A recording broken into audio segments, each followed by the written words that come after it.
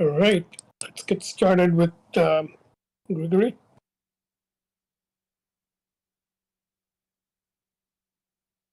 I actually did not have time to finish the whole article. I am somewhere in the middle of it, but one idea seems to be interesting enough to discuss and share.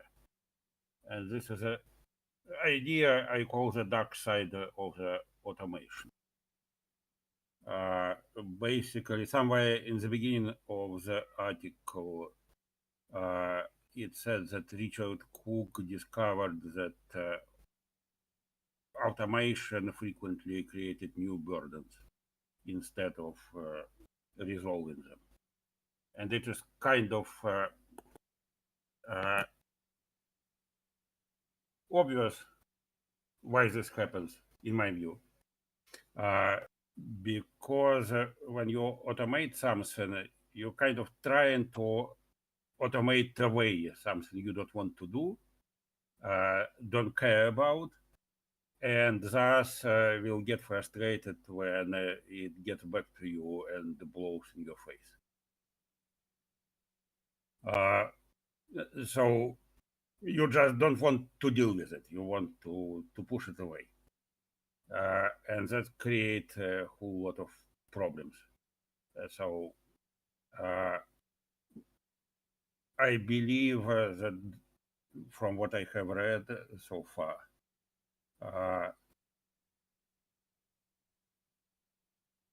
this is a message we can distill from it. Humans, of course, are making errors all the time, but they also can learn from the mistakes they are making. And automated systems are kind of hard to make to learn from incidents. You need to put the human into the loop to make it a true learning system. So this is my take from what I have read so far, and I will pass it on to Meyer. Thank you. First, I would like to amplify what Grigori said. When I started off after university, I was a human factors engineer, and this was in the late 80s, so there was a lot of automation of existing systems. And my mentor told me that it is not true that it is possible to automate a system without fundamentally changing how it works and how it's used. Okay, this was in the context of human factors engineering, which is, the interface between the system and the human part of the system. And the fact is that even as recently as a few months ago, I've had clients come up to me and tell me, oh, we automated this part and this part, but it doesn't change anything. Everything stayed the same. When in fact, and we had this in the university on the computer room, that the error is human, but to really screw things up takes a computer.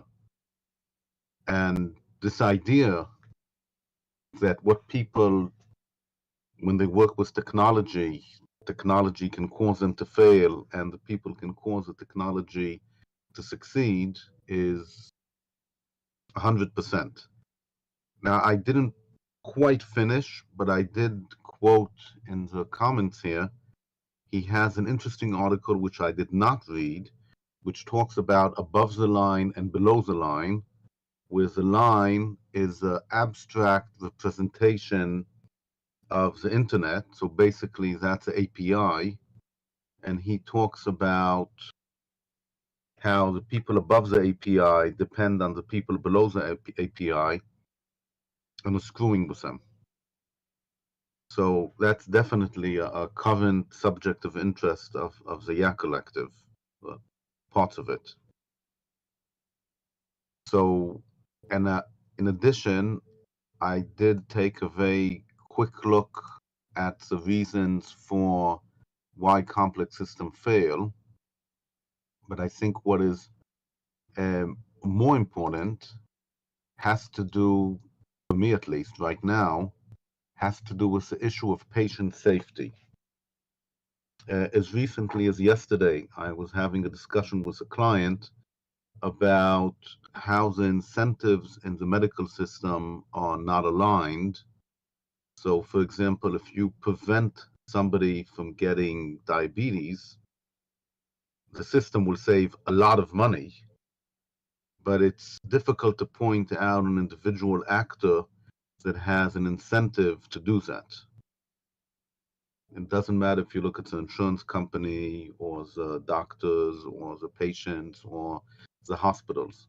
And one of the things that Obamacare did, for example, was they explicitly put in these incentives. And one of the examples is that, people with heart failure often get readmitted to the hospital too soon after the previous leaving the hospital. And Obamacare explicitly said that the hospital will not be reimbursed if the patient came back, I think it's 30 days later. So it gives the hospitals an incentive to not only treat the patient, but to actually prevent his next episode from happening. And I can tell you from firsthand experience that it spawned many companies. Because before that, the VC would say, well, where's the money? So this issue of patient safety is important. On the other hand, it's worth reading his dissent on this article, and this, of course, was a report or whatever, and he believes that software should be considered a Class 3 medical device. Class 3 means if you make a mistake, you can kill the guy. So he's absolutely right. But giving the FDA ability to do that will mean that software development will look, in medical fields, will look like drug development. And, there are not hundreds of drugs developed every year. So failing is bad, but not moving is also bad. But definitely a very interesting guy with very interesting work all around. And I am passing this to Venkatesh.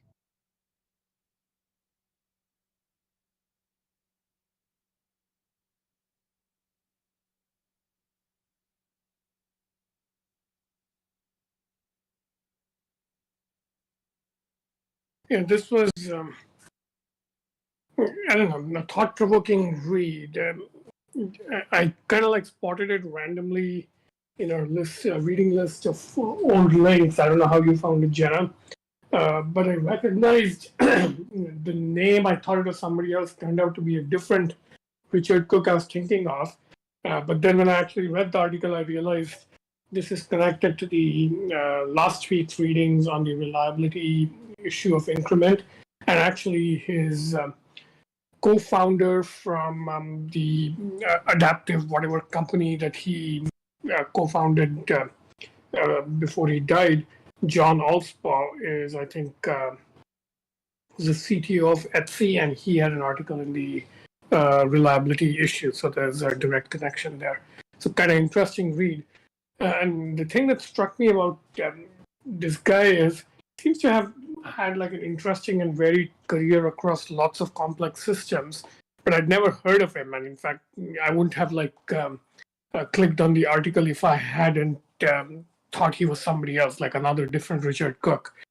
And that got me thinking about how one of the signs of complex systems in modernity is they're so big and complex that all humans who contribute to them kind of become anonymous. Like we all know that Edison invented the light bulb, or that the Wright brothers invented the airplane.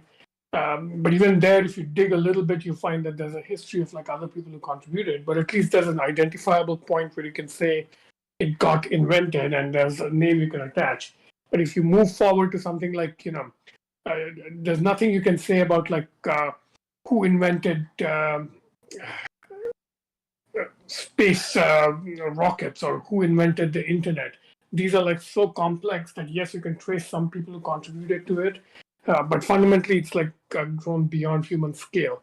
And then when you get to this level of complex system, which is even beyond that, like at least the Apollo program or the Sputnik program or the internet, they are nouns that point to specific things. And you can say that's a thing. And even though we don't know how it came to be or who particularly invented it or who planned or deliberately thought of it, at least the thing itself is well defined. And now we're getting into things where if you ask me what this guy did in his career, I would not be able to tell you because he worked across so many systems with like different names, different parts of the world. But clearly there was like a coherent theme and through line of interests in complex systems. And it's clear that his work in medicine as an anesthesiologist or whatever influenced how he thought about software systems and then what he did later. So it's clear that that sort of thing influence happened. And it's got me wondering, like, just how much of modern technology is full of people like this who not only have most people never heard of them, even after you hear of them, even though you recognize that what they did is important, it's not clear what the hell they actually did and what they worked on, right? Like if you go back 50, 60 years and somebody points out an obscure name and says that, oh, this guy worked on the Apollo program on the moon mission, that's at least a clear, like once you know the guy, you know what he did. But now this guy, if you ask me again, like what he did, I would be like, oh, he was both a doctor and a software engineer who worked on a variety of topics on safety, and they seem important and people should be thinking about it, but I can't summarize it for you. So that seemed interesting. I read how complex systems fail.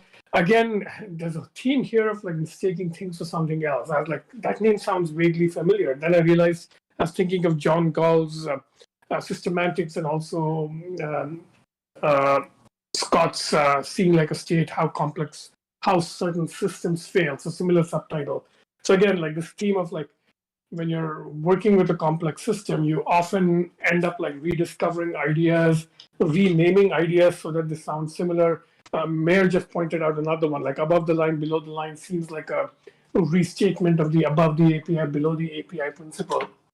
So that's another interesting theme that occurred to me, that when things get too complex, maybe it gets easier for people to just reinvent ideas than to like trace ideas, because the history of ideas itself becomes like incoherent and too complex. So it's easier to reinvent ideas than to study and discover them from like legibly documented history of ideas.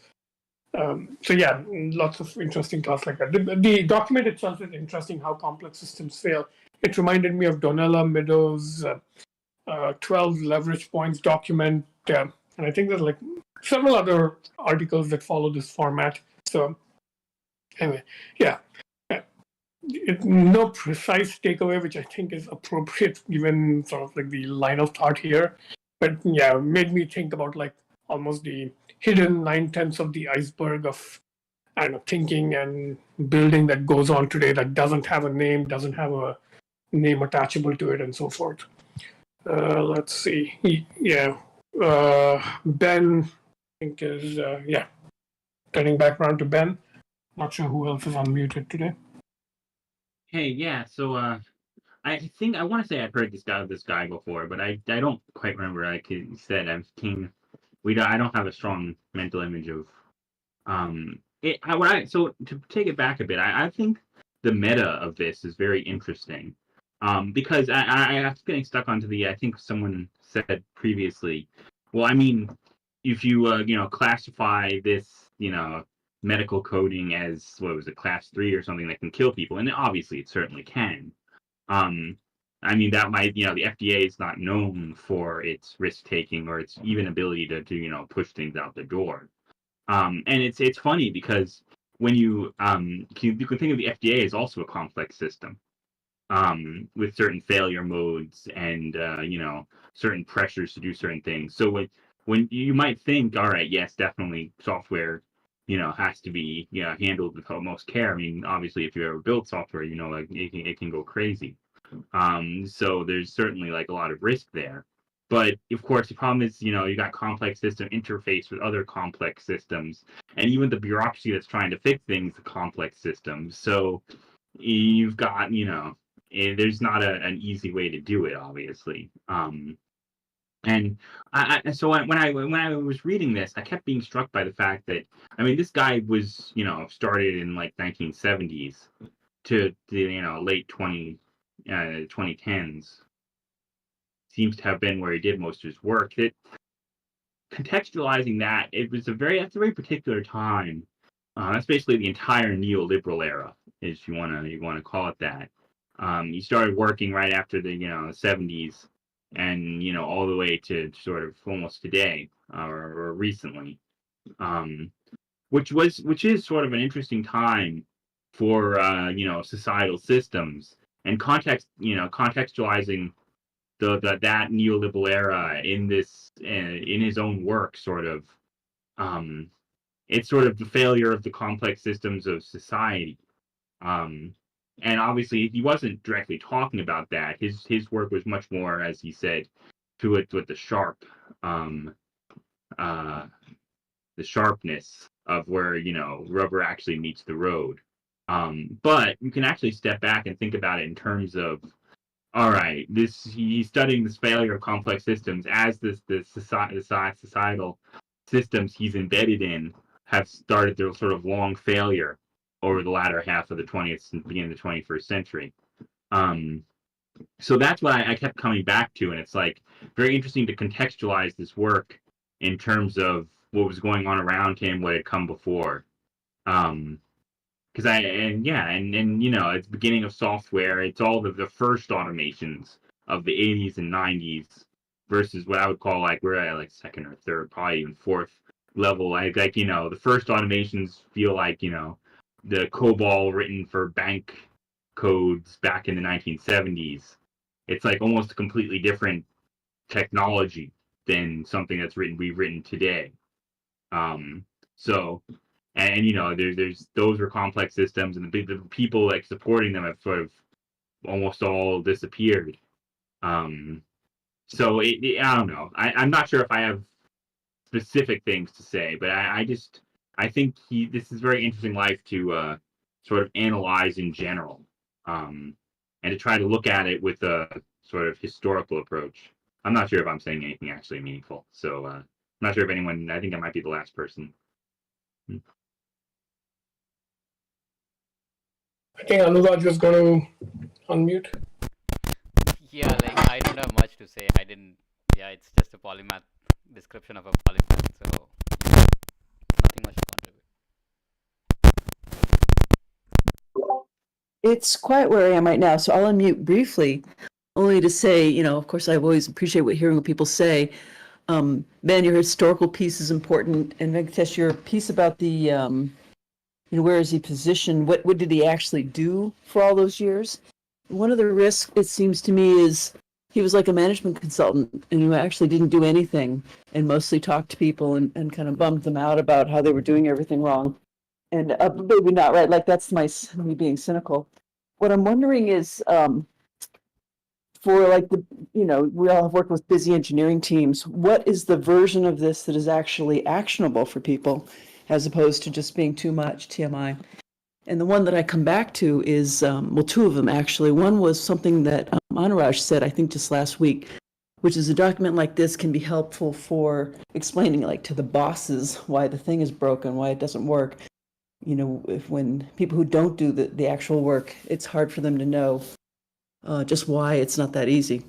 So these documents are helpful for that. But the other one I think of is, in terms of making stuff actionable, is really simple. It's Atul Gawande's book, the Checklist Manifesto.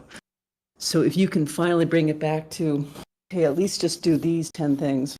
And then in his case, he's in the medical system, so you'll have fewer infections with, I think his big example is putting in IV lines. People who do them, they do them hundreds of times a day, but you still get a lot of infections. And when they introduce checklists, so even the people who do them all the time, infection rates really dropped. So I think that was my chiming in about how to make this stuff kind of actionable, is I think just part of the real dilemma. Back to you guys.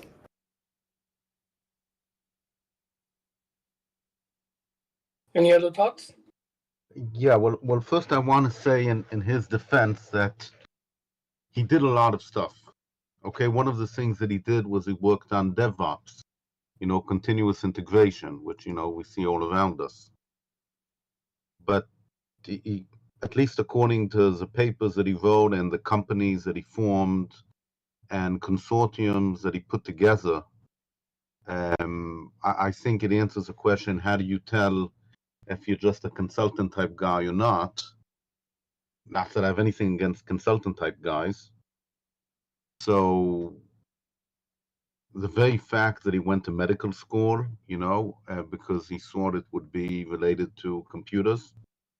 And when he was in places, he took the unpopular position and, like I said, put together consortiums to study stuff. It means that he was active in a positive way. But I really liked Ben's comment about this guy appears to have careers that overlaps with the rise and fall of neoliberalism. And, we talked about how maybe part of the world we see around us is just because of low interest rates, I should say 0 interest rates. And it is interesting at looking at it from that perspective. I'm just wondering if we should look at how this individual worked or thought or interacted, or whether we should look at the types of problems and types of institutions he was having problems with in order to get some, insight into what the neoliberal period looks like. And for example, the whole issue of complexity plays out, first of all, for him, not in biology or things like that, but in the types of mistakes that you get when you increase complexity because you were trying to make things more efficient and throw more money at the problem and cut corners and so on. So that at least seems to me to reflect something about neoliberalism rather than Cook. So I think that's a very interesting comment that Ben made, and I'm wondering if we can identify other people who have the same type of varied career, which means that they interacted with multiple parts of society, and see how this interaction reflects on society. That's my comment.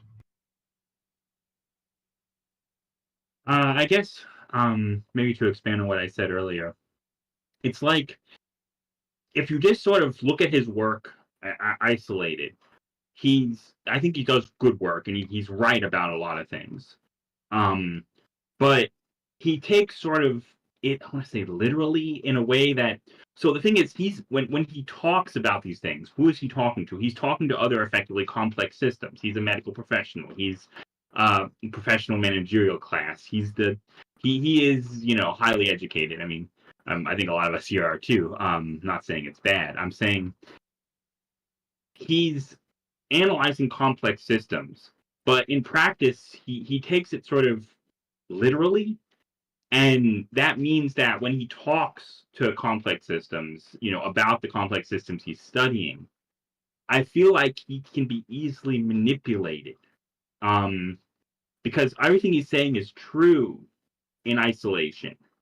So it's I can't keep going back to that FDA comment because and I also just recently read something about how someone who's got cancer is complaining the FDA is killing him because it's not providing enough treatments, and it's very interesting to look at sort of the FDA as sort of a complex system that has a real job, and I think actually does. I mean, contaminated drugs are bad. I don't think that requires much work, but also people dying because the bureaucracy is also bad.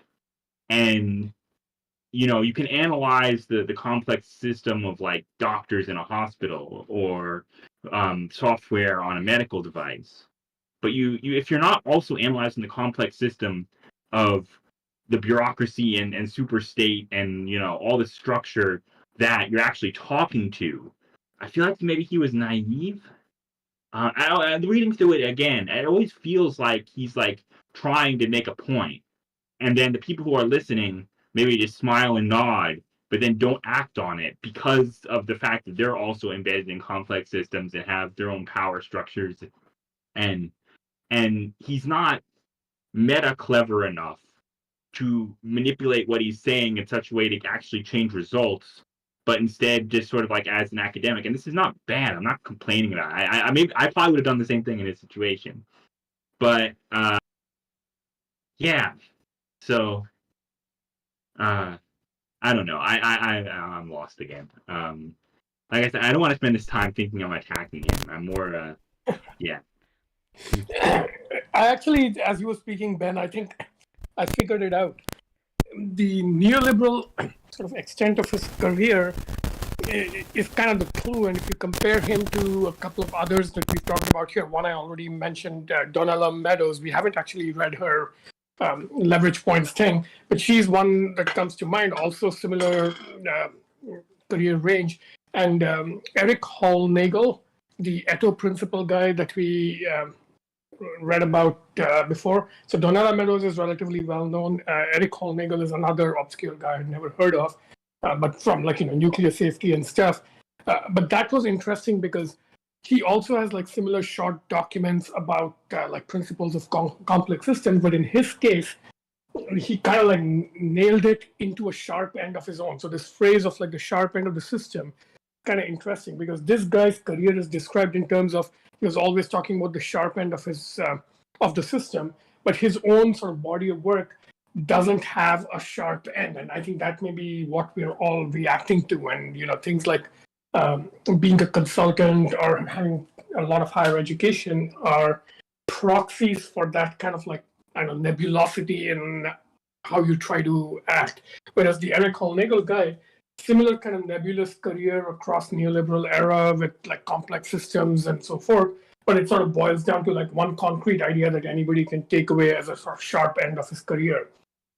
So this guy's career kind of almost seems to lack the sharp end that he himself prioritized.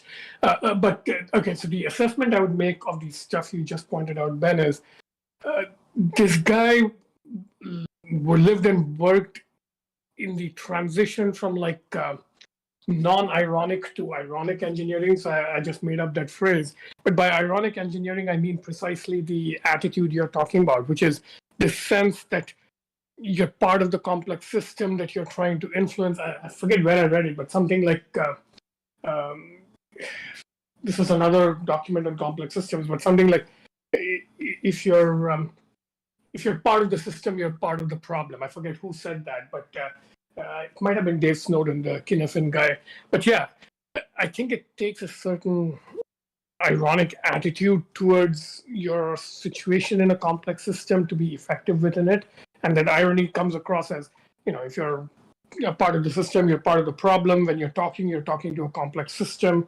You need a meta-awareness of sort of even how your own actions and words sort of feed into the system and influence it and shape it. And his entire body of work strikes me as unironic. And again, that's not a bad thing. I think we're using the phrase not a bad thing a lot here. But I mean not a bad thing in a very specific way, in the sense that people who work in an ironic mode, they're generally on average more effective in complex systems. But in specific cases, somebody who's working in a non-ironic mode can often do far better. So that's kind of what I think I'm getting at, which is irony is a generally good attitude or posture to have towards complex systems. But in any specific case, usually non-ironic attitudes will beat it, where somebody will say, all right, stop being so damn meta or self-aware and stuff and just go and solve the problem. And then they go and figure out something extremely simple. And everybody who was being subtle and ironic about it ends up looking stupid because they didn't try to do the one simple thing.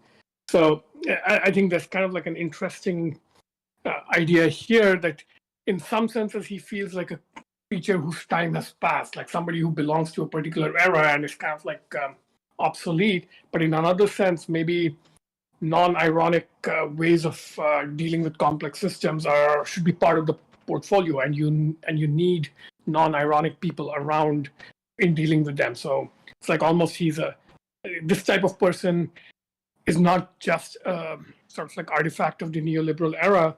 Even somebody born today, the career they will span, it would be good to have this personality in the portfolio. Yeah, I think I agree with that. Especially I think I would agree with the sort of separation into irony versus non-ironic.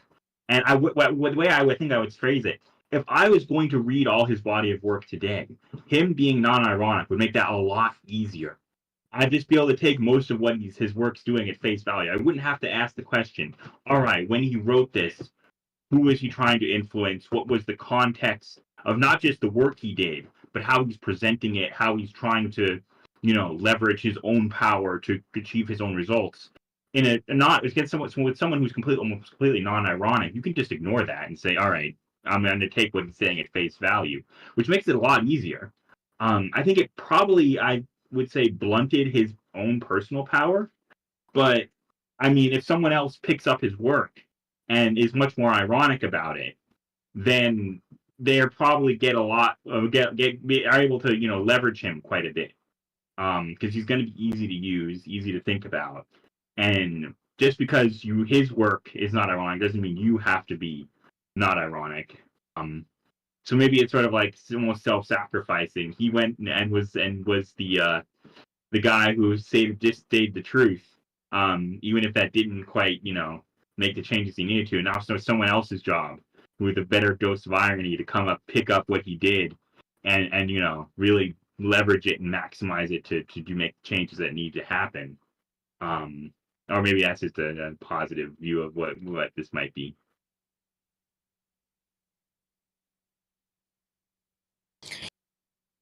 Yeah, I think what you just stated is the right attitude to have towards such people. Maybe there's a 2x2 here. How should ironic people deal with other ironic people? How should ironic people deal with non-ironic people? Then non-ironic, and then the interesting quadrant might be non-ironic to ironic. Like if you have this kind of seemingly naive classical attitude towards complex systems, and you're in a world of ironic people, how do you actually navigate that world? It's like almost Rube in the big city kind of psychological question. And often these people are like super successful. Like there's all these tropey stories about like a villager coming to the city and everybody takes them for like a simple country bumpkin. But it turns out that they kind of are actually super smart, but not ironic. And they're able to penetrate the weird self-referential layers of the ironic people around them. And like, what's that? It's like the whole emperor's got no clothes kind of syndrome. There's this whole line of thinking down here. So 2x2 and this attitude of like multiple personality types and how should they all react to each other's presence. There's something else I was going to say, but it slipped my mind here. Okay. It might come back to me. Anyway, so any further thoughts? I'm looking now at the title of the article, and I find the word the career a little bit misleading. And in my view, it's an interesting way to look at things. What is a career can look like for a polymath, and what were the career options actually for Richard Cook? And he was kind of jumping around between the fields, and the article makes it looks like it always was his decision to go one place and to go another place, then do something in one field and do something else in another field. But I believe his decisions were not enough. The organizations should have accepted him for some reason. And given that his body of work in many ways is not really transparent. So it poses an interesting question: how do you penetrate a completely different field? So the career options typical polymaths have are basically join a consultancy, which is viable, and then make a career inside a consultancy, so become a senior partner. The other option that some people tried is something like, create your own complexity studies institute. And there are some. And then basically this institute will offer services in many different fields. And finally, the path that Richard Cook selected is educate yourself in many different fields and equip yourself with all the different diplomas and certificates so that you look credible to people from another field. So in my view, it can be an interesting analysis how a polymath makes a career, or whether it is even a career that polymaths can make.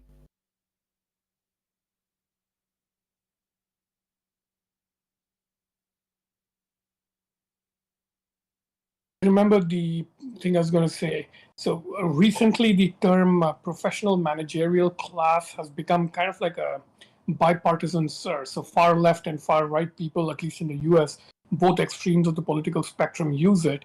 And they use it to mean basically what we've been calling ironic people in this conversation. So like typically educated, typically given to like abstractions that don't meet the sharp end of the system. So there's almost like he's compensating for the lack of sharp pointedness in his work by calling it out. But yeah, a professional managerial class. So, and right now there's almost a small trend, at least in Silicon Valley, and I think in American national politics, where the one thing everybody can agree on is that PMCs are bad, and they keep beating up on it. So if you listen to Silicon Valley conversations, you'll often hear the more right-wing crowd muttering about how PMCs are evil. And if you listen to like the Democratic Socialists, so that's the kind of far left party of the US, you'll hear similar muttering about how they're like detached from the concerns of the oppressed and so forth. So that's another angle on this, which is complex systems sort of induce many people into ironic mode, but the non-ironic mode people, they kind of form the extremist spectrum of people, or the two extremes of reacting to complexity. So there's centrist ways of reacting to complexity, which is kind of ironic, and then the extremist ways of reacting to complexity, which is to be suspicious of irony and extremely value like literal-minded simplicity that looks like naivety from the center. So there's almost like a species thing here. So this is the engineering version of that. It doesn't have the political connotations, but something similar is going on. And I also posted an article, which maybe we'll read in the future. It's Susan Sontag's famous article called Notes on Camp, which she defines as failed seriousness. So when we watch, like, TV shows from the 1970s that tried to be serious back in the day, like to some extent, the original Star Trek was like that. But today you watch it, it feels campy. That's like they attempted to be serious in their own time, but you simply cannot take it seriously in modern times. So that's the sensibility of camp, a way of consuming content in a mode that was not intended, where it fails its original mode, but it's kind of entertaining and interesting in a different mode, which is maybe insulting to the original, but still valuable. So I'm almost thinking that sometimes you have to do that in engineering. There's a certain kind of engineering that you could call campy from the perspective of like future generations of engineering.